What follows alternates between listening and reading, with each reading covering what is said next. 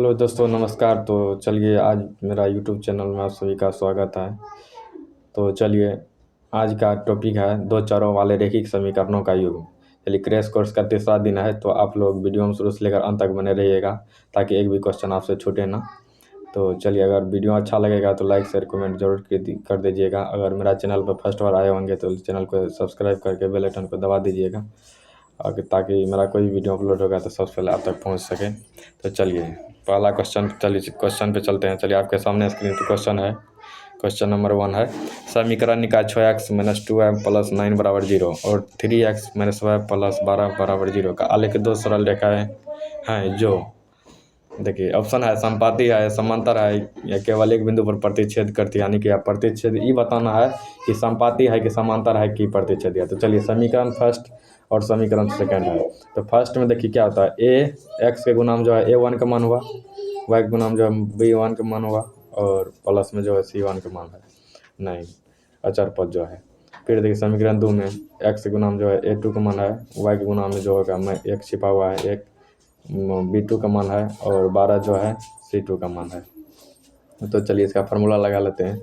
क्या होता है, a1/a2 बराबर b1/b2 बराबर c1/c2। तो इस पर जो है a1 का मान क्या है 6/a2 का मान, सॉरी यहाँ पे a2 होता है, a2 का मान क्या है 3 बराबर b1 का मान क्या है -2, b2 का मान क्या है, y के गुणाम में कुछ होते के बाद तो -1 बराबर c1 का मान है 9/c2 का मान है 12।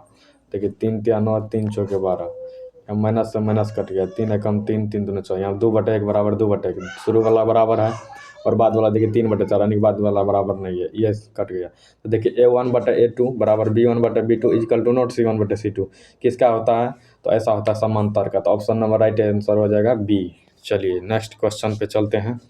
क्वेश्चन नंबर 2, चलिए देखिए क्वेश्चन क्या कहता है, यदि रैखिक समीकरणों का युग्म संगत है तब उनके द्वारा निरूपित रेखाएं होती है। तो संगत जो है किसका होता है, समांतर का तो होता नहीं है, तो ऑप्शन नंबर ए गलत हो जाएगा।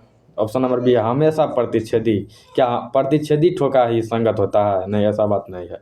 हमेशा संपाती, क्या हमेशा संपाती ठोका संगत होता है, ऐसा भी नहीं है, ये भी गलत है, ये भी गलत है। डी नंबर देखिए, प्रतिच्छेदी या संपाती, हाँ प्रतिच्छेदी का भी संगत होता है और संपाती का भी होता है, तो ऑप्शन नंबर राइट आंसर हो जाएगा डी। चलिए क्वेश्चन नंबर 3 पे चलते हैं, आपके सामने स्क्रीन पर। चलिए देखिए क्वेश्चन है, दो चर एक्स वाई में रैखिक समीकरण ax + by + c = 0 के वास्तविक संख्या के समुच्चय में कितने हल होंगे। तो इसमें देखिए अनेक हल होंगे, इसका ऑप्शन नंबर हो जाएगा डी। चलिए नेक्स्ट क्वेश्चन चलते हैं, आपके सामने स्क्रीन पर है। क्या है, रैखिक समीकरण में चर के घात की संख्या होती है। रैखिक समीकरण में चर के घात की संख्या, तो रैखिक में देखिए एक होता है, इसका पावर नहीं कुछ एक छिपा होता है, एक होता है, तो राइट आंसर ऑप्शन नंबर वो ए हो जाएगा। चलिए नेक्स्ट क्वेश्चन पे चलते हैं। क्वेश्चन नंबर 5 कहता है, एक नोटबुक की कीमत एक कलम की कीमत से दोगुनी है, इस कथन को निरूपित करने वाला समीकरण है। क्या कहता है, देखिए एक नोटबुक की कीमत, मान लेते हैं एक नोटबुक की कीमत, माना नोटबुक की कीमत x रुपया है, और क्या कहता है एक कलम की कीमत से दोगुनी है, एक कलम की कीमत से दोगुनी। तो क्या कहता है, एक नोटबुक की कीमत एक कलम की कीमत से दोगुनी है, तो मान लेते हैं कलम के दाम y रुपया है, कलम का दाम, पेन का दाम y रुपया है। क्या कहता है, तो देखिए दोनों का दाम बराबर नहीं है, क्या है दोनों का दाम बराबर अगर करना है तो सवाल देख क्या कहता है, एक नोटबुक की कीमत एक कलम की कीमत से दोगुनी है, नोटबुक का दोगुना है, नोटबुक यानी कि x जो है y से पहले से दोगुना है, तो y जो है y में अगर हम 2 से गुना कर देंगे तब होगा बराबर x के बराबर, यानी कि x और y बराबर नहीं है, लेकिन यहाँ पर हमको बराबर करना है।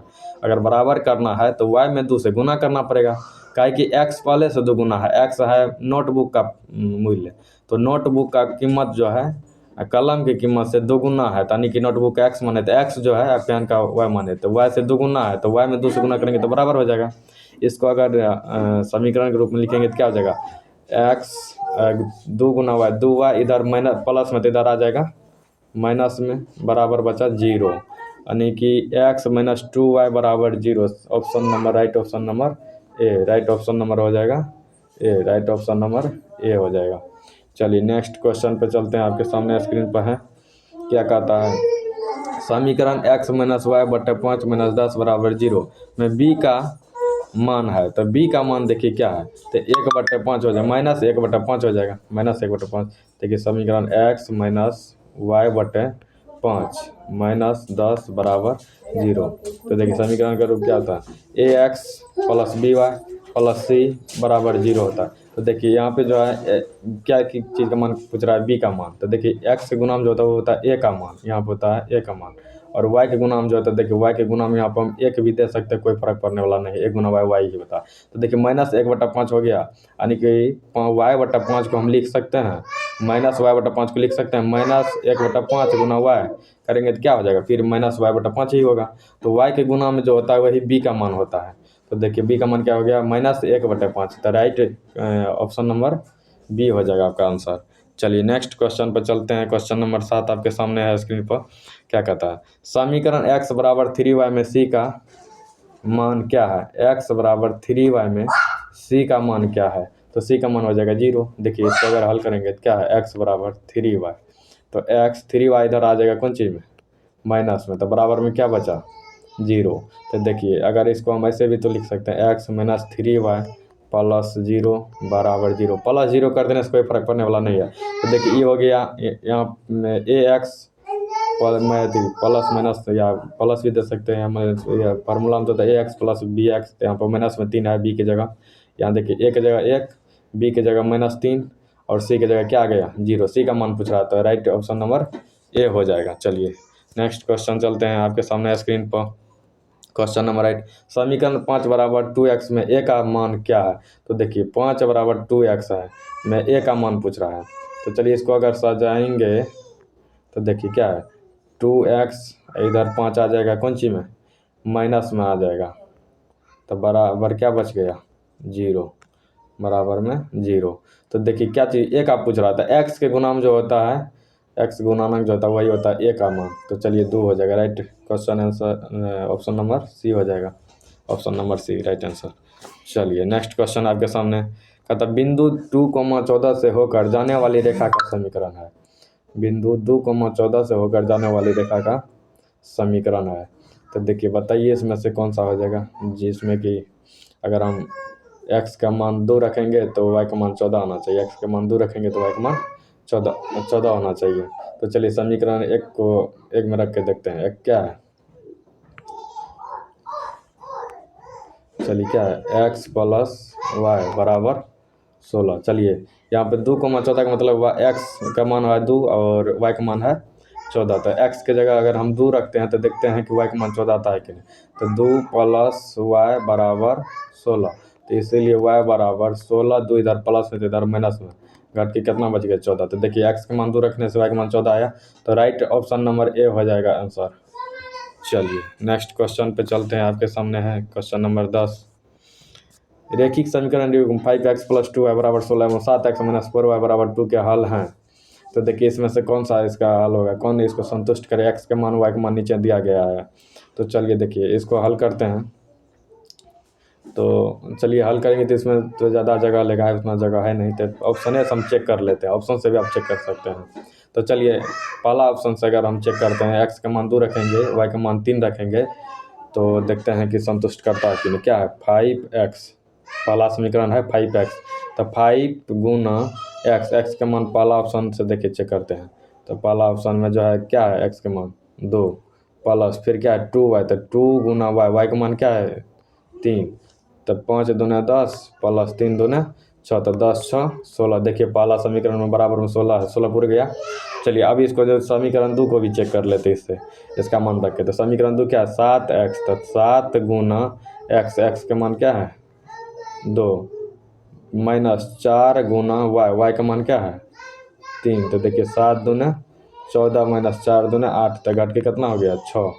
देखिए समीकरण 2 का चेक किए इधर तो बराबर 6, लेकिन बराबर में क्या दिया है 2 दिया है, जो कि सॉरी 4 तिया 12 यहाँ पर होना चाहिए, 4 तिया 12, यहाँ पे गुना करना मिस हो गया। देखिए 4 तिया 12 होगा यहाँ पे। देखिए यहाँ पे 4 तिया 12, तो देखिए 14 में से 12 गया तो घट के कितना बच गया 2। देखिए आपका जो है ना ऑप्शन नंबर ए हो जाएगा राइट आंसर। देखिए यह ऑप्शन जो है एक्स का मान 2 रखने पर वाई का मान 3 रखने पर समीकरण को संतुष्ट कर देता है। देखिए समीकरण 1 में भी एक्स का मान 2 रखे वाई का मान 3 रखे तो बराबर में 16 है तो 16 आ गया। समीकरण 2 में भी एक्स का मान 2 रखे वाई का मान 3 रखे बराबर में 2 है तो 2 आ गया। तो इसका मतलब राइट आंसर हो जाएगा ऑप्शन नंबर ए। चलिए आज समय का अभाव है थोड़ा सा, तो अभी कहीं जाने वाले हैं, इसलिए जो है वीडियो को यहीं अंत कर देते हैं। आज का टॉपिक यहीं तक रहेगा। तो इसका जो नेक्स्ट डे जो है पार्ट 2 करके इसी चैप्टर का और वीडियो बना देंगे। तो आज का वीडियो हो जाएगा पार्ट 1, 2 चर वाला रैखिक समीकरण का पार्ट 1। तो चलिए बाय।